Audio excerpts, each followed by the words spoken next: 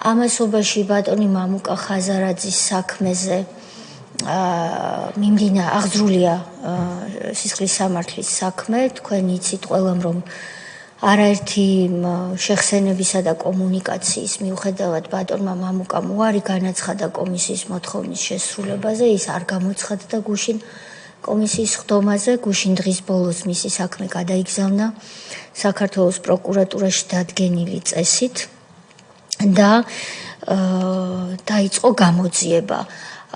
ჩვენი კომისიის შესაბამისი წარმომადგენლები ვიქნებით მიწვეული პროკურატურაში, გამოვცხადდებით, მივცემთ ჩვენებას და ბატონი მამუკა ხაზარაძეც არის დაბარებული იმისათვის, რომ ახსნას მისი ქმედების მიზეზები.